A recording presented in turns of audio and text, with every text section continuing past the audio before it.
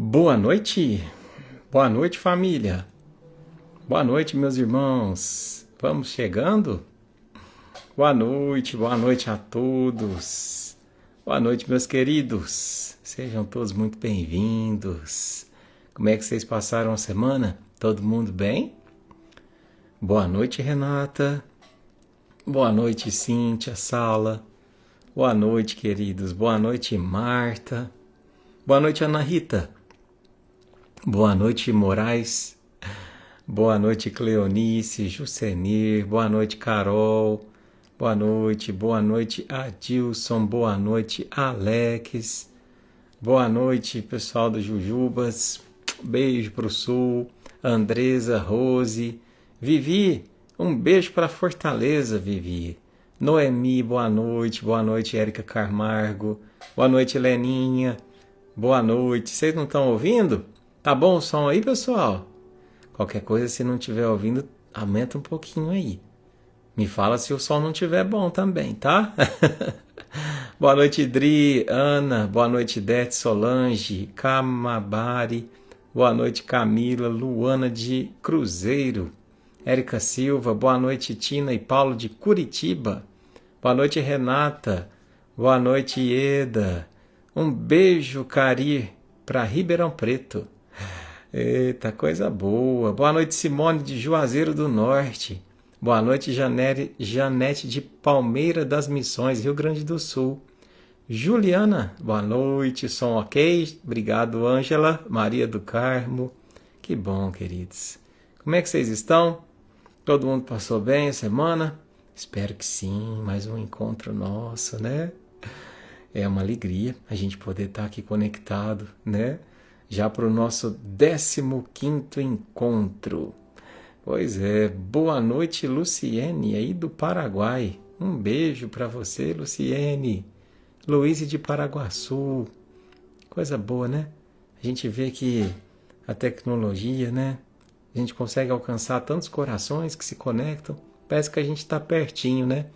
Mas vai ver, cada um é de um cantinho do Brasil, às vezes até de fora do Brasil. Isso é bom demais, né? O amor não tem fronteiras, né? Mas é isso aí, meus queridos. Vibrações para todos aí que estão pedindo, estão vibrando. É a rosa aqui atrás. Vivi para vocês, viu, querida? Daqui a pouquinho eu mostro ela para vocês. Acabei de colher. Corri lá, falei, meu Deus, esqueci a rosa. Mas é isso aí, meus queridos. Vamos chegando todo mundo.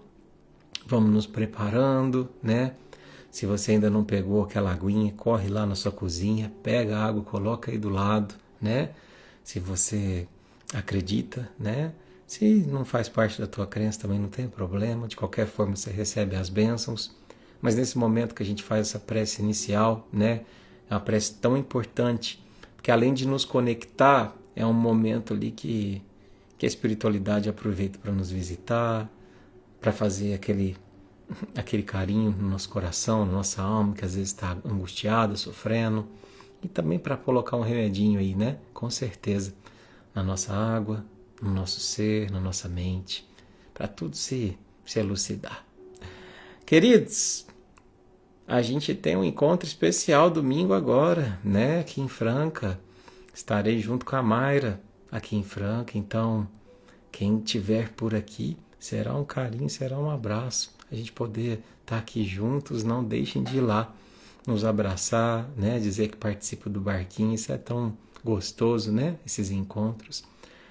Mas é isso aí. Lisiane, parece que eu sou mineiro, jeitinho de falar. Pois é que Franca é a cidade paulista mais mineira que existe, sabe? A gente está do ladinho de Minas.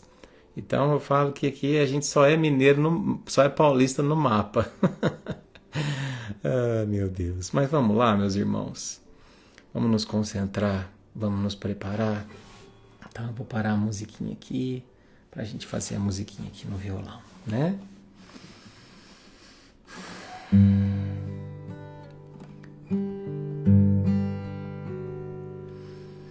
Então nesse instante,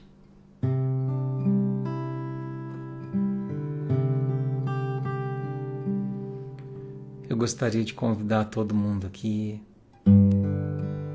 a fechar os olhos, a sentar numa posição confortável, mas desde já a se desligar do mundo lá fora. Esse momento não vai haver distração,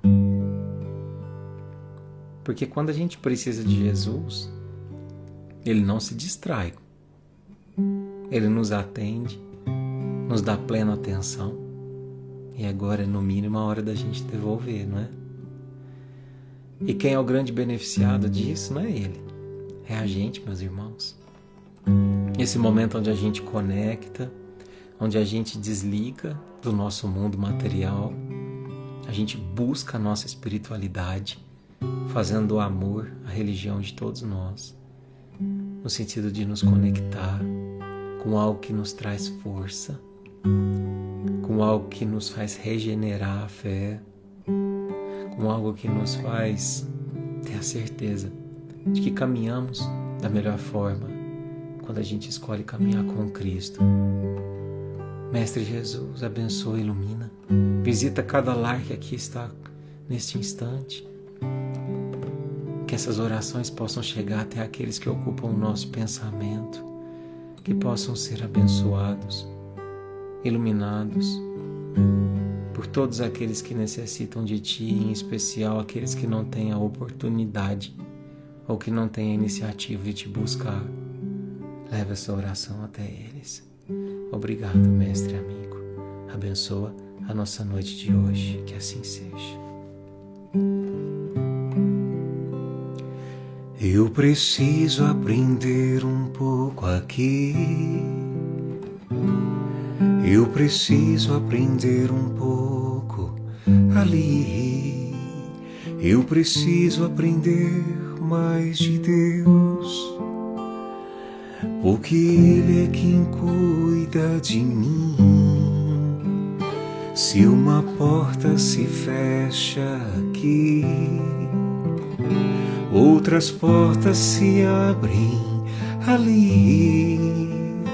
Eu preciso aprender mais de Deus, porque Ele é quem cuida de mim. Deus cuida de mim. Deus cuida de mim na sombra das tuas asas. Deus cuida de mim. Eu amo a tua casa e não ando sozinho.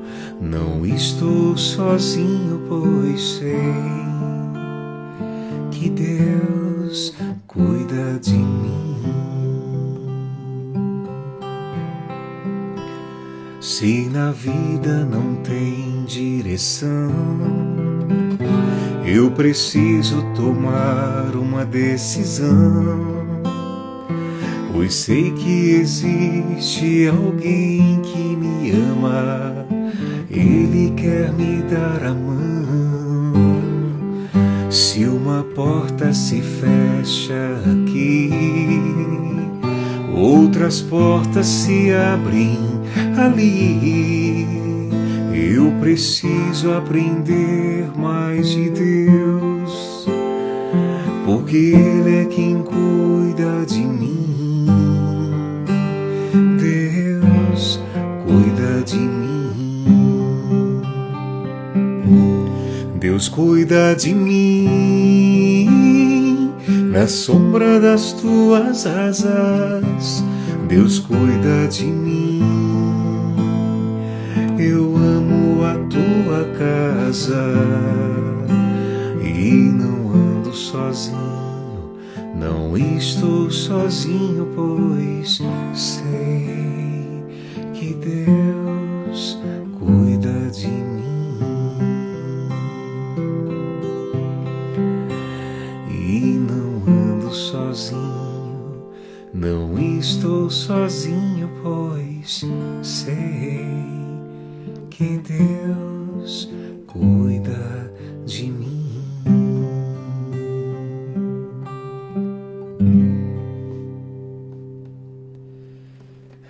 Que assim seja.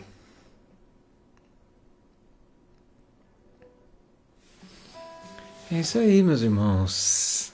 É isso aí, Ale. Ele cuida de mim, cuida de nós, cuida de todos, né? Precisamos, né, irmãos? Precisamos ser cuidados.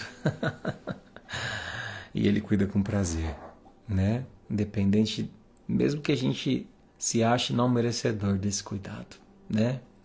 Uma boa noite. Estou chegando na sua casa, na companhia de Jesus. Obrigado pelo privilégio de nos receber. A noite de hoje vai ser muito especial, de muito aprendizado. Mas antes eu preciso dedicar a vocês essa rosinha, né? Essa flor linda, sempre da roseira da nossa irmã Lívia, que tá cheirosa, acabei de colher, mas é em homenagem a vocês. Recebam, viu? Esse carinho, esse perfume. Talvez você não chegou aqui com os melhores odores em termos de pensamento, em termos de sentimento, mas você veio no lugar certo para se limpar, viu? Então, que a partir de agora a gente possa, num encontro de comunhão, num encontro de almas, viver algo especial, viu? Então bora lá, meus irmãos, bora lá. Eu vou pedir licença para a gente desativar aqui os comentários, só para a gente poder se concentrar um pouquinho mais, tá bom? Depois a gente volta a ligar. Irmãos, hoje a gente vai para o capítulo 15 do livro Jesus no Lar, né? O capítulo 15 vai contar a história do ministro sábio, né?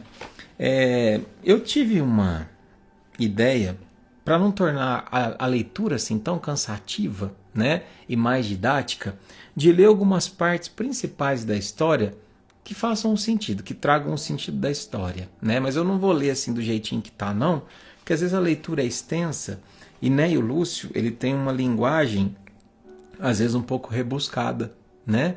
Então aqui a gente quer prezar sempre pela simplicidade. Então, bora nos concentrar, que a lição de hoje é maravilhosa, viu? Então vamos lá. O ministro sábio. Mateus discorria sobre a missão daqueles que dirigem a massa popular. Então, estava se falando ali na casa de Pedro acerca das pessoas que ocupam a posição de governantes, seja um prefeito, um presidente, um rei, enfim. Mateus estava falando sobre isso. Quando Jesus, depois de ouvi-lo falar, narrou uma história que dizia assim: um reino existia, em cuja intimidade apareceu um grande partido de adversários do soberano rei que o governava. Pouco a pouco, o espírito de rebeldia cresceu em certas famílias revoltadas, e há breves semanas toda uma província, em desespero, se ergueu contra o monarca, entravando-lhe as ações. Então, Jesus conta sobre um reino onde existia um rei que governava, mas que o povo estava descontente, com espírito de rebeldia. E aquela rebeldia crescia cada vez mais, se ergueu contra o rei e estava causando preocupação com o tamanho que estava alcançando, com a dimensão que estava ali alcançando. Então, o rei preocupado decidiu convidar algumas pessoas para dar um basta naquela rebelião, para dar um jeito naquilo, né? Então a primeira pessoa que ele conclamou foi um juiz. Ele convocou um juiz para ser o primeiro-ministro do país. E esse juiz, com a ferramenta que tinha, começou a criar um monte de lei. Só que esse monte de lei não fez diferença nenhuma. Desiludido, ele substituiu o juiz por um doutrinador famoso. Esse doutrinador foi até o local da rebelião, fazia discursos veementes, preciosos, mas não modificou em nada a perturbação daqueles que estavam rebelados. Bom, como não tinha resolvido, o rei decidiu chamar então um sacerdote. E o sacerdote, que era um homem religioso, ele amaldiçoou de imediato todo mundo que era contra o rei. E ao invés de melhorar, ele piorou o problema. Dispensado, o rei então trouxe um médico. E o médico, depois de analisar as pessoas que estavam rebeladas, afirmou, rotulando, que todo mundo que era contra a coroa se tratava de um doente mental. E aí que a revolta ficou pior. E então, o rei, pressentindo que aquilo estava tomando uma proporção perigosa, resolveu convocar um general. E o general tomou uma providência drástica. Juntou as forças armadas e estabeleceu uma guerra civil. E quando a morte começou a ceifar a vida de inúmeras pessoas daquele reinado, o rei percebeu que não tinha sido uma boa ideia. E aí, como última alternativa, ele decidiu convocar um sábio. Um sábio. O sábio, então, chegou à administração, meditou algum tempo, deu uma olhada como é que estava e começou algumas novas atividades. O sábio não criou nenhuma lei, nem fez nenhum discurso. Ele não censurou aqueles que estavam se rebelando e nem perdeu tempo com zombaria. Também não estimulou nenhum tipo de conflito ou de vingança. O sábio simplesmente se dirigiu em pessoa à região dos conflitos, a fim de observar qual que era a necessidade daquele povo. Por que eles estavam se rebelando daquela forma? E aí ele reparou que existia muitas criaturas naquele reinado que não tinham teto para morar. Não tinha trabalho, não tinha instrução. E aí ele decidiu construir casas, criou oficinas, abriu estradas, improvisou escolas e incentivou o serviço e a educação, lutando com o espírito de entendimento e fraternidade contra a preguiça e a ignorância. Não passou muito tempo, meus irmãos, e todas as discórdias do reino desapareceram, como um passe de mágica. Porque a ação concreta no bem daquele sábio eliminou toda a desconfiança, toda a dureza e indecisão daqueles que estavam inconformados. Então, depois de contar essa história, Jesus finalizou dizendo: o ódio pode atear muito incêndio de discórdia no mundo, mas nenhuma teoria de salvação, Mateus, será realmente valiosa sem o justo benefício aos espíritos que a maldade ou a rebelião desequilibraram. Para que o bem possa reinar entre os homens, há de ser uma realidade positiva no campo do mal, tanto quanto a luz há de surgir pura e viva, a fim de expulsar as trevas. Bom, essa é a lição de hoje, né? Que aparentemente parece tão distante da gente, né? Às vezes você fala assim: nossa, Eduardo, mas a gente está falando aqui de reis, de governantes. Assim, sinceramente, eu entrei aqui achando que teria alguma coisa para minha vida, mas assim, aqui eu não sou governador de nada, eu não sou rei de nada, eu não sou nem vereador, quanto mais um rei. Pois é, mas calma, dá um voto de confiança, permanece aí, que você vai ver o quanto que essa lição é para mim e para você. Porque todos nós temos os nossos reinados. Bom, nessa parábola, né, Jesus ele fala, recapitulando para quem chegou depois, de um reino que estava em crise, onde o rei procura por diversos tipos de ministros.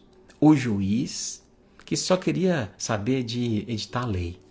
Um orador que só queria saber de fazer discurso bonito. Um sacerdote que era impositivo, um médico que só rotulava e um general que queria guerrear. E todos eles, sem exceção, falharam. Com exceção de um, melhor dizendo. O sábio. O sábio transformou aquele reinado. Como? Com ações de amor. Então, a gente começa recapitulando, né? E partindo do princípio de uma frase de Jesus no final dessa palestra, no final desse ensinamento. Prestem atenção, porque é Jesus que está falando. É palavra dele. Então, olha só o quanto de energia seria poupada na nossa vida, meus irmãos, se a gente desse ouvidos ao que Jesus fala nesse trechinho aqui, ó. Eu vou explicar com calma, tá? O ódio pode atear muito incêndio de discórdia no mundo. Todo mundo entendeu? Então o ódio de fato provoca incêndio, inflama as pessoas, mas nenhuma teoria de salvação será realmente valiosa sem o justo benefício aos espíritos que a maldade ou a rebelião desequilibraram. Entendi nada, Eduardo. Pois é, calma que eu vou te explicar. O que Jesus está falando aqui? Ele está dizendo assim, vou traduzir. Quando a gente tem ódio, quando a gente age com ódio, ou a gente reage com ódio, isso causa um incêndio de discórdia gigantesco. As pessoas se rebelam, se revoltam, se tornam violentas. Mas nenhuma teoria de salvação que queira colocar aquelas pessoas novamente num sentimento de paz, de pacificidade, vai funcionar se ela não vier acompanhada de algo que faça com que aqueles espíritos que se rebelaram, com aquelas pessoas que se rebelaram, elas possam ter a reparação contra a maldade ou contra a rebelião que as desequilibraram. Né? Simplificando, todo comportamento violento esconde uma necessidade não assistida. A gente já falou essa frase aqui em alguns momentos. Uma rebelião é feita de múltiplos comportamentos violentos. Quando você vê uma pessoa se comportando com extrema violência, seja no seu lar, seja na sua família, seja no seu trabalho, seja no trânsito, você pode ter certeza absoluta. Uma coisa você já vai saber. Você vai dizer assim, com certeza existe uma necessidade dessa pessoa que não está sendo atendida. E quanto mais violenta ela está, mais difícil é para ela lidar com aquela ausência de escuta da tua necessidade. Então, por exemplo, quando a gente se rebela, vamos dar um exemplo aqui. Quando a gente se rebela diante de um caso de abandono emocional, às vezes você tem ali uma pessoa na sua família que é extremamente carente, sabe? Que qualquer coisinha que acontece, ela coloca lá no grupo da família, mas vocês não ligaram para mim, mas eu sou sempre o último a ser lembrado, mas ninguém se preocupa comigo. Sempre um comportamento quase violento de cobrar os outros para que sempre pense nela. E aí você vai descobrir a origem daquilo. De onde que nasceu aquela carência, aquela necessidade de ser visto? E você vai lá na infância. Muitas vezes aquele é o filho mais velho, que não dava trabalho para a família. E aí, de repente, os filhos mais novos tomaram toda a atenção. Ou às vezes era aquele filho um pouco negligenciado, que sentiu-se violentado emocionalmente a partir do momento que não foi visto, ou que deixou de sentir que era visto. Percebe? Como que esse comportamento violento, no sentido de querer ser visto, no sentido de querer ser olhado, ele teve uma origem numa necessidade que não foi atendida. E isso sempre acontece. Sempre acontece. Então, numa rebelião, o que acontece? Uma necessidade que não foi atendida ocasiona um desequilíbrio, e esse desequilíbrio desencadeia uma violência. Prestem bastante atenção nessa tríade. Lembra, uma necessidade não atendida ocasiona um desequilíbrio, e o desequilíbrio gera violência. Como é que eu rompo esse ciclo? Como é que eu deixo de, como é que eu deixo de fazer com que essas pessoas se tornem violentas? Faz o que o sábio fez. Escuta a necessidade delas. Às vezes é tão simples. O sábio foi lá, ao invés de começar a falar sobre lei, ao invés de começar a rotular, ao invés de começar a guerrear de volta, ele simplesmente foi lá e ouviu. Tá, mas por que vocês estão tão revoltados assim? O que vocês precisam? Ele verificou.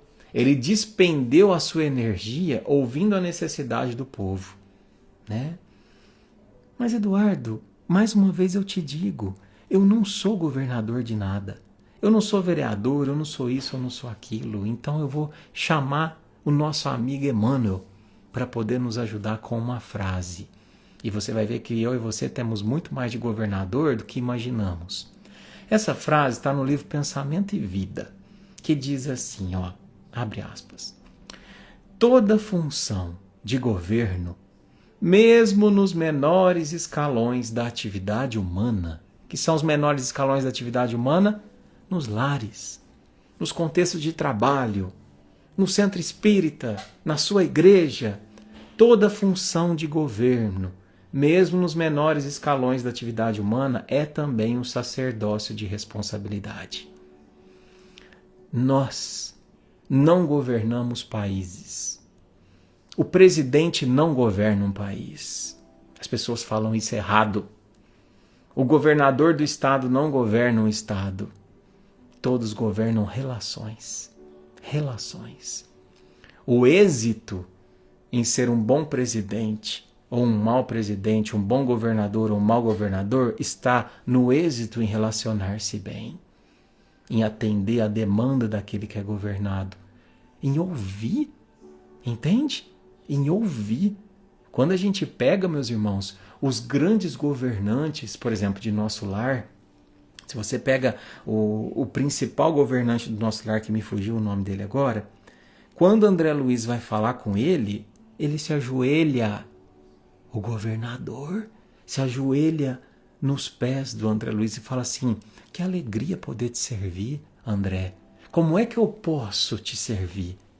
Pensem, olha como é que a gente inverte as coisas na terra. Aqui a gente tem que se humilhar, muitas vezes, para ser ouvido por um dirigente. Não é verdade? Ou tem que estar sempre em contraprestação de favor. Mas lá não. Lá existe prazer em servir. Porque o governante é eleito pela moral. Interessante, né? Então, o êxito de ser um bom governante é saber governar boas relações. E tanto eu quanto você, que está aí assistindo e falando que não tem nada a ver com isso, porque você não é ocupante de nenhum tipo de cargo, nós governamos relações todos os dias, meus irmãos. Todos os dias.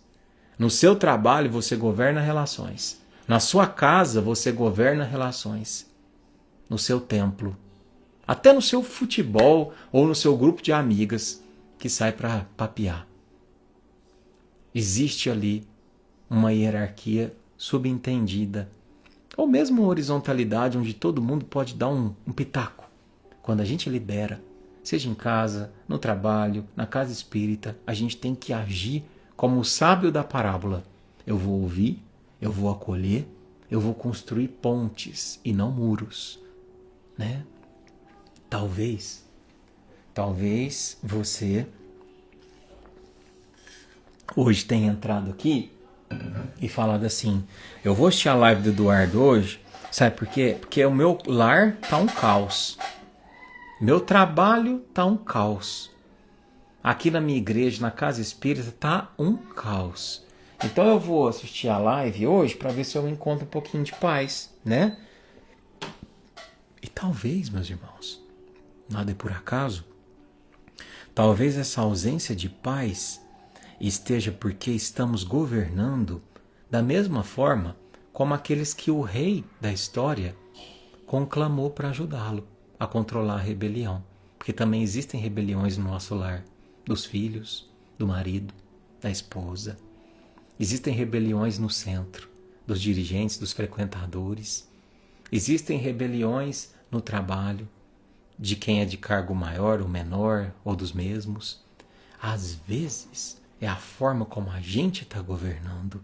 Às vezes a gente está governando igual o juiz. O juiz quer pôr lei para tudo. Aqui não pode fazer isso, não pode fazer aquilo. Já viu o centro espírita que é assim? Centro espírita que é assim, ó, aqui você não pode falar isso, você não pode falar aquilo, você não pode fazer aquilo, não pode fazer aquilo. De repente tem tanta lei que se esquece de amar. O centro é tão dogmático, sabe? É tão persecutório, que esquece de amar, de tanta lei que tem. Às vezes, você está agindo como um orador que só fala e não faz nada. Às vezes eu estou agindo assim. Às vezes a gente está agindo como um sacerdote que fala de Deus o dia inteiro, mas não tem 5 minutos para ouvir o próximo. Para você parar, sentar, comer um pãozinho do lado, ouvir, sentir o outro, a necessidade do outro. Às vezes eu estou agindo como um médico que rotula. Nessa casa aqui todo mundo é assim. Nesse centro todo mundo é assado. No meu trabalho só tem gente ingrata, linguarudo, perseguidor. Rótulos, rótulos, rótulos. Ou então, pior, às vezes eu estou agindo que nem um general. Resolve tudo com violência. E nenhum tipo de solução dessa, como Jesus disse na lição de hoje, vai funcionar. Não vai funcionar. A única forma de funcionar é agir como o sábio, que para e ouve. Qual é a demanda? Por que você está tão chateado? Por que você está tão violento? O que eu te fiz? Qual que é a tua necessidade que não foi ouvida? Percebe? Então, eu lembro, né, que situações de conflito e de guerra, muitas vezes elas silenciaram diante da postura de amor. A gente tem um exemplo emblemático de Gandhi, mas sabe que nós temos um exemplo do Chico que pouca gente conhece? O Chico, quando teve o auge da ditadura militar aqui no Brasil, o Chico, vocês sabiam que ele foi chamado para depor por cartas psicografadas de vítimas da ditadura? Então, espíritos que tinham sido mortos em razão da ditadura, o Chico foi chamado para depor. Porque muitas vezes naquelas cartas eles apontavam ali o que tinha acontecido. E aí os amigos do Chico ficaram morrendo de medo dele sumir também. Porque muita gente sumiu, né? E aí o Chico falou assim, olha, meus irmãos, eu não temo não. Vocês estão perguntando para mim se eu tenho medo? Eu não tenho medo. Eu só tenho medo de não cumprir com o que Jesus me confiou. Vou com Jesus na frente. E diz que o Chico foi até o quartel e ele foi e levou flores para os soldados. E ele foi e solicitou que fizesse uma oração junto deles, para que eles pudessem ser protegidos e abençoados durante o ofício. Muitos ali eram perseguidores, mas ele não julgou. Não houve confronto. Houve apenas um gesto de amor. O Chico não fez nenhum discurso político. Não lacrou no Instagram dele. Ele simplesmente construiu ponte onde estava havendo um muro. Então, percebam o quanto que às vezes a gente acha que isso é a atitude de um homem covarde.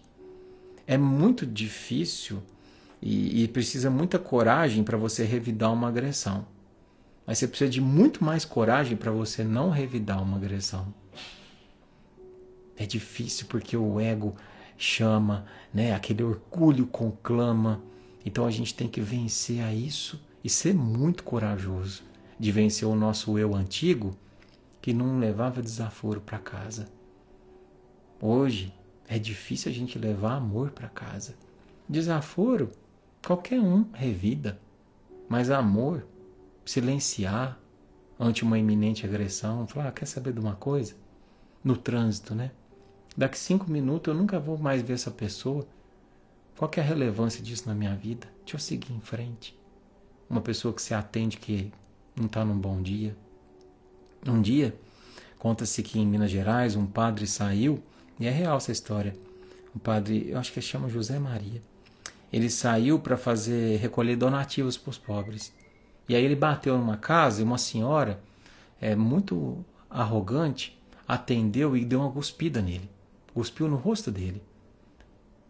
Quando ele perguntou para ela assim, se ela tinha alguma doação para fazer para os pobres.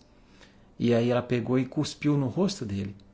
E ele então simplesmente tirou o paninho, limpou, falou assim, isso aqui que a senhora fez, essa cusparada é para mim.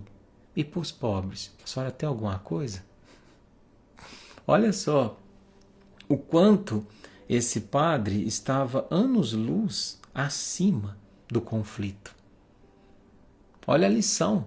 A gente fala dela depois de tantos anos. Olha a lição para a humanidade. Olha como vale a pena amar. E se ele cuspisse de volta? E se ele revidasse? E se ele batesse? o que ia acontecer? Então, às vezes, falta a gente pensar com mais lucidez sobre a consequência das nossas atitudes, né? O Espiritismo, meus irmãos, e eu acho que todas as religiões, sabe? Ou pelo menos a grande maioria delas, não é... Eu vou falar do Espiritismo. O Espiritismo não é uma doutrina de confronto. E é por isso que eu fico tão triste e chateado quando eu vejo líderes espíritas confrontando. Porque a pior perseguição dos espíritas não é de pessoas de outras religiões. São dos próprios espíritas. Dos próprios espíritas. É muito triste isso. O espiritismo é belíssimo. Os espíritas nem tanto.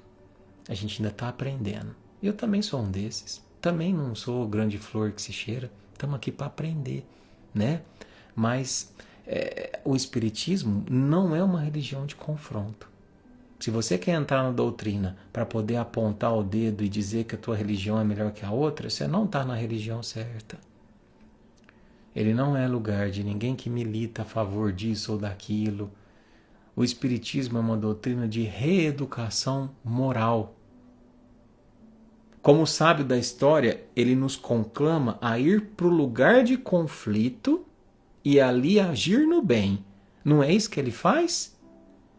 Então a gente muitas vezes, ao invés de ir ao lugar de conflito e ali verificar como se agir no bem, a gente prefere atacar de longe ou de perto. E muitas vezes, vou contar um segredo para vocês. Às vezes o lugar de conflito, sabe onde está? Aqui, ó. Está dentro de mim. Dentro de mim. E a gente reluta em olhar para dentro de nós, que é o lugar de conflito. E ali dentro agir no bem. Agir no bem. Hoje eu vi uma frase, eu nunca tinha visto essa frase. Ela é tão simples, mas é tão linda e verdadeira. É uma frase de Emmanuel que diz assim, ó: a caridade é o caminho mais curto entre dois corações. Olha que frase, meus irmãos, que faz com que a gente poupe tanta coisa na nossa vida, porque às vezes o nosso coração se afasta de um coração amigo, se afasta de um coração que um dia a gente teve um carinho, um apreço, e às vezes passou até a odiar, e a gente fala assim, mas como é que eu vou fazer para me afastar, para me aproximar dessa pessoa de novo? Ou, pelo menos, o que é que eu vou fazer para que não fique essa mágoa, esse sentimento de discórdia, de angústia, que todo dia eu lembro dessa pessoa e vem uma coisa ruim. Como que eu vou fazer?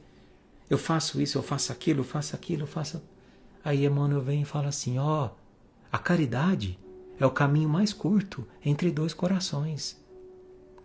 Então, se você quer reaproximar, reatar laços, ou pelo menos desfazer nós, entre um coração teu e o coração de outra pessoa, pratique a caridade para com essa pessoa. Ainda que seja numa prece. Você lembra? Acho que muita gente aqui sabe e lembra. O Chico era apaixonado por um cachorrinho dele. O Chico era muito conectado com animais, né? Todo mundo aqui sabe. Mas ele tinha uma cachorrinha que era o xodozinho do Chico. Só que aquela cachorrinha dava muito trabalho para ele. Toda vez que ele chegava do centro de madrugada, a cachorra latia, fazia aquela sujeira na casa inteira. E o Chico já chegava de madrugada, era 4 horas da manhã, ainda tinha que limpar a casa inteira. Porque o cachorro tinha feito xixi aqui, cocô ali, rasgado, não sei o que tem. E um dia, uma irmã do Chico teve uma ideia. Uma brilhante ideia. Bom, o Chico chega de madrugada, coitado, cansado, não consegue dormir. Então eu vou fazer o seguinte, vou aliviar o sofrimento dele. Foi lá e deu veneno pro cachorro. O cachorro morreu. Nossa. Aquilo desestruturou o Chico. Talvez, acho que foi um dos episódios, assim, de maior desestrutura, de maior desequilíbrio do Chico durante a vida. Ele ficou muito mal. Muito mal. E aí, o que aconteceu? Ele descobriu que foi a irmã que envenenou o cachorro. E começou a cultivar um sentimento de raiva mesmo pela irmã. Porque o Chico não era Jesus, viu, gente? O Chico era um espírito muito luminoso, mas ainda está muito longe de Jesus. E aí, cultivando aquele sentimento, depois de dias e dias e semanas, quem aparece? O Emmanuel. E fala assim, ô Chico, esse em cima de você tá uma sombra, tá uma luz negra. Nós não estamos conseguindo trabalhar com você. Nós não estamos conseguindo te acessar. E tem muito trabalho pela frente. Oi, mano, mas o que você quer que eu faça?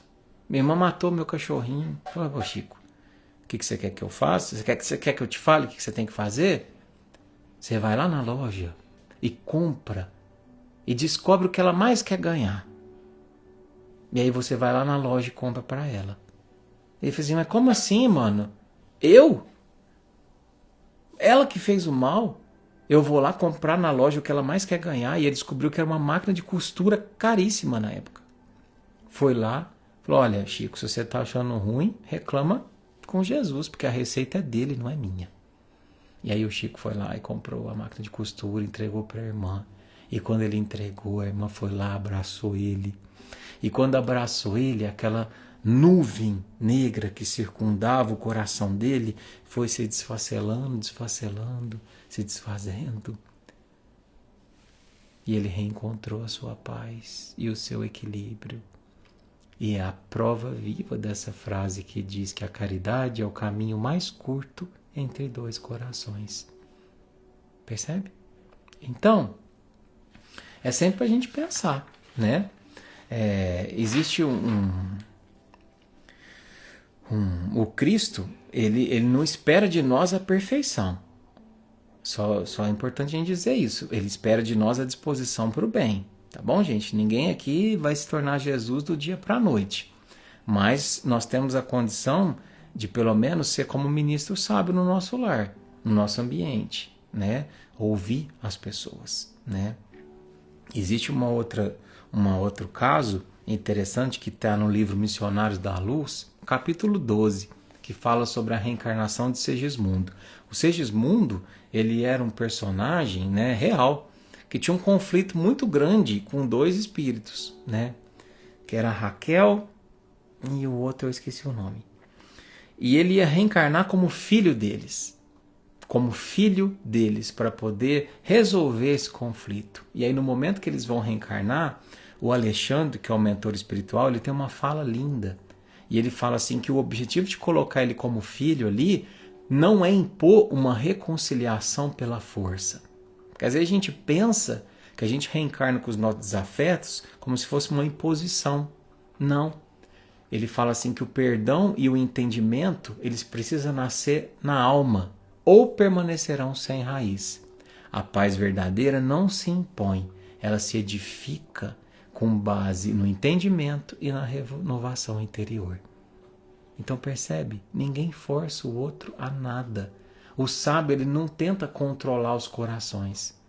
Ele simplesmente dá espaço para cultivá-los com sabedoria, com paciência. Porque às vezes você tem na sua casa uma pessoa que é extremamente agressiva. E por mais que você ouça uma vez, duas vezes, três vezes, ela continua agressiva. Mas presta atenção, aquilo às vezes é da natureza. Aquilo que às vezes vem de uma ferida que não tem nada a ver com você. Aquela pessoa é assim, ou pelo menos ela está assim por um bom tempo. Mas às vezes o fato de você parar e ouvir, às vezes sem rebelar, sem demonstrar cansaço, com amor, você percebe que já vai diminuindo o nível de violência daquela pessoa. Só de você a ouvi-la, né? E eu acho que uma coisa muito importante, meus irmãos, que a gente tem que lembrar, é que de fazer sempre, de agir sempre por consciência e por compaixão, sabe? Porque às vezes eu vejo as pessoas deixando de agir no bem com medo da opinião pública, com medo de que vão me achar bobo no meu trabalho, com medo de que vão achar que eu sou frágil na minha casa, com medo de que vai achar que eu sou frouxo na minha família. Porque de repente eu fui a pessoa que escolheu não revidar. Pois é, mas a gente precisa ser muito corajoso para isso. E não se preocupe com a opinião dos outros. Eu me recordei de um caso, né? que é o caso do velho, do menino e do burro. Então diz que um velho e um menino viajavam com o burro. Quando o menino montava no burro, diziam assim: coitado do velho, por que não deixou ele montar? Aí quando o velho montava, dizia assim: covarde desse velho, deixava a criança andar a pé. Aí quando os dois montavam, dizia assim: pobrezinho do burro. E quando nenhum montava, dizia assim: não, lá, burro é eles que tem um burro e não usa. Então, a opinião do povo vai ser sempre inconstante, porque ela revela projeções. Então não deixe de amar baseado na opinião do outro. Não deixe de escolher o amor. E aí que eu queria fechar a nossa live de hoje com um caso muito, muito, muito sério.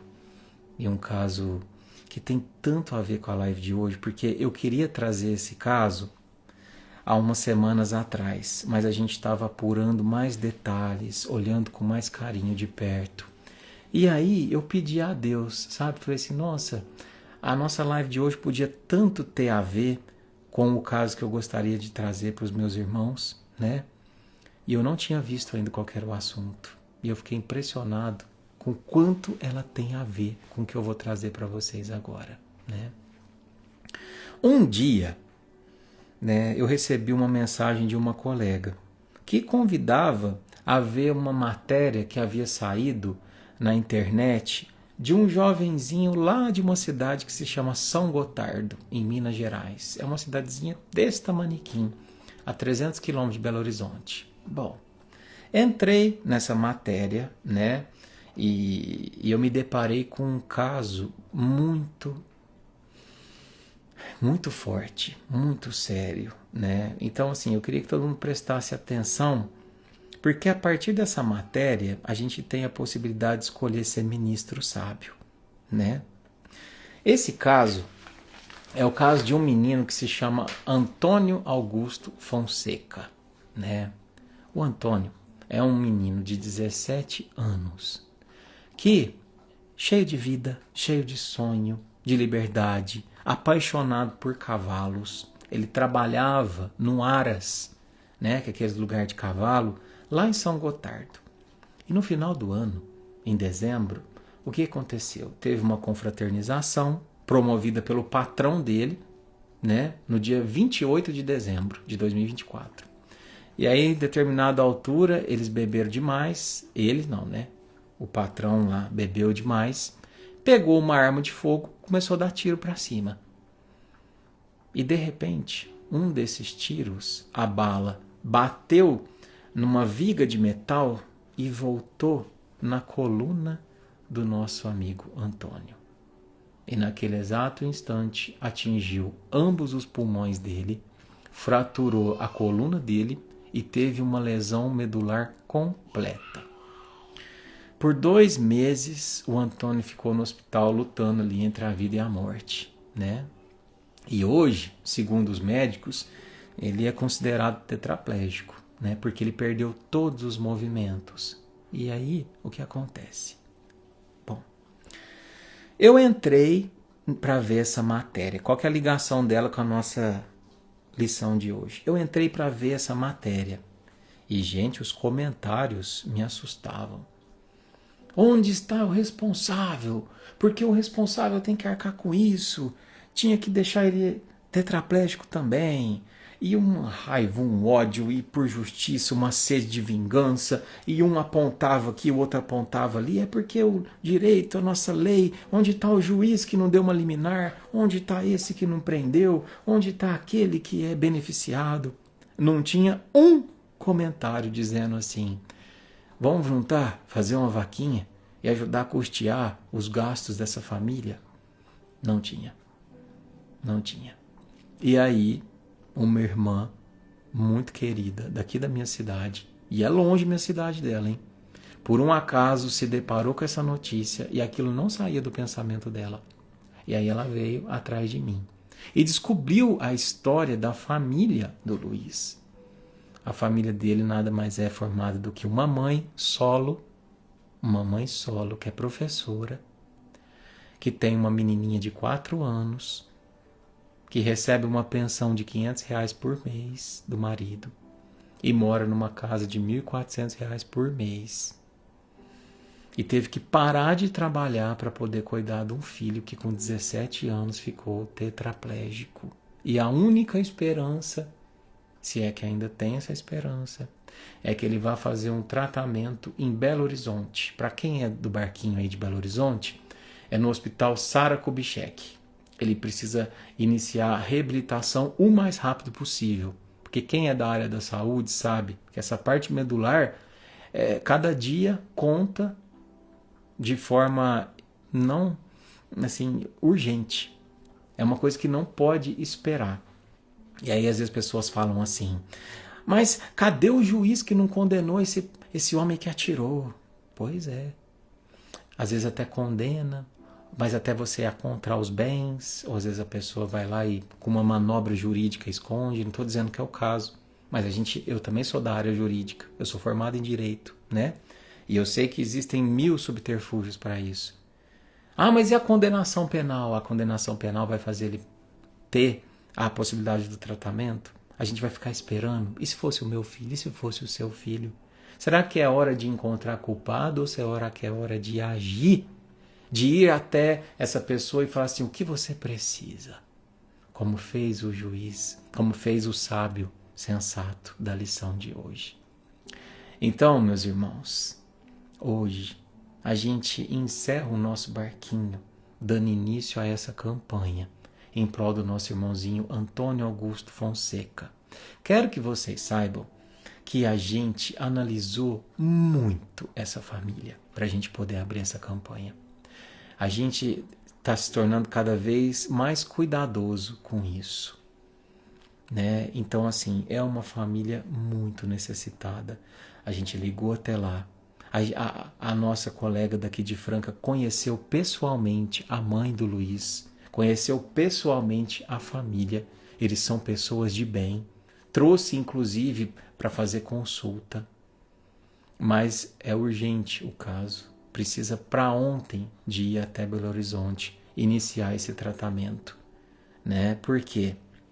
Porque a lesão medular, ela é num jovem de 17 anos, cada dia que passa é uma esperança que diminui dele poder voltar a andar, né? E a gente sabe que isso vai durar meses. E como é que a mãe vai deixar um menor sem acompanhante lá em Belo Horizonte? E como é que essa mãe que tem uma criança de 4 aninhos, uma criança tem uma criança de 4 aninhos, e como que ela vai poder estar por lá sem trabalhar, mantendo também essa criança? Então, meus irmãos, a gente inicia hoje, né, essa campanha em prol do nosso irmãozinho Antônio, né? Quando terminar a live, eu vou colocar nos meus stories o Pix da família. Vocês podem fazer tranquilos, de coração tranquilo, porque foi averiguado profundamente a idoneidade dessa família. Tá bom? Conto com vocês. Aqueles que não puderem colaborar financeiramente, ajudem com as preces, com as vibrações, porque esse jovem, ele está extremamente desesperançoso, ele está extremamente depressivo e com ideações das mais tristes, porque no auge dos seus 16 anos, 17 anos, e parar numa cadeira de rodas é muito triste. Então, como irmãos de jornada, eu acho que a gente tem que se abster do julgamento que já está sendo também olhado, não só pela parte espiritual, mas também pelos advogados, todos voluntários e pessoas boníssimas que eu conheço pessoalmente, voluntariamente, mas a gente tem que arregaçar nossas mangas e auxiliar, né? E é isso, queridos. A nossa live de hoje se encerra por aqui. Eu gostaria de agradecer a todos vocês de antemão pela ajuda que vai chegar. Mais uma vez, que Deus abençoe, né? Vou colocar aqui nos stories um pouquinho da história e o QR Code para todo mundo que puder ajudar, tá bom? E eu vou encerrar com uma oração, né? Em forma de canção, para que a gente tenha, assim, uma noite abençoada e maravilhosa, tá bom? Então vamos lá, meus irmãos.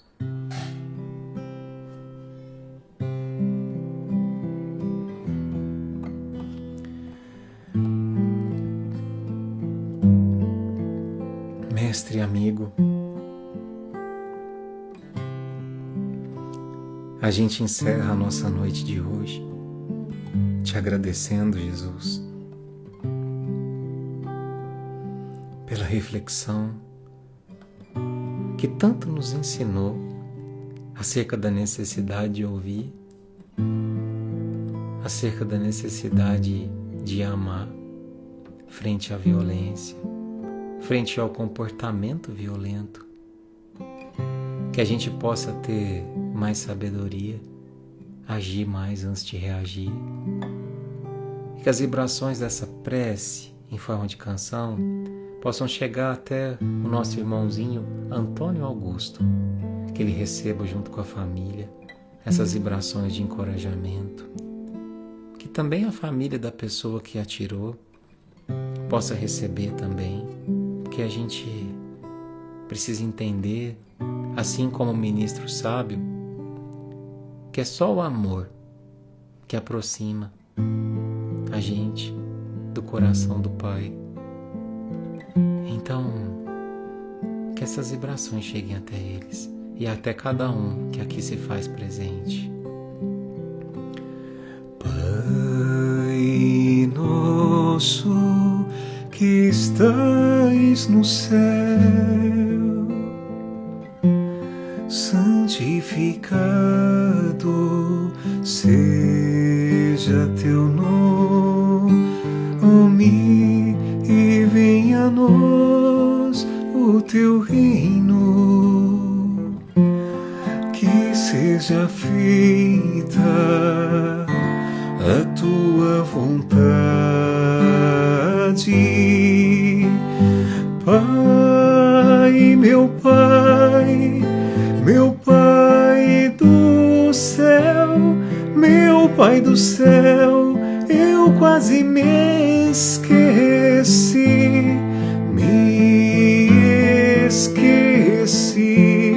que o Senhor vela por mim, vela por mim, que seja feito assim.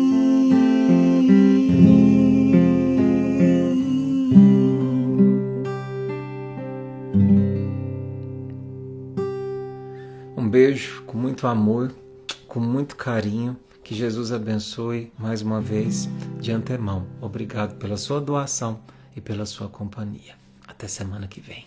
Tchau, irmãos.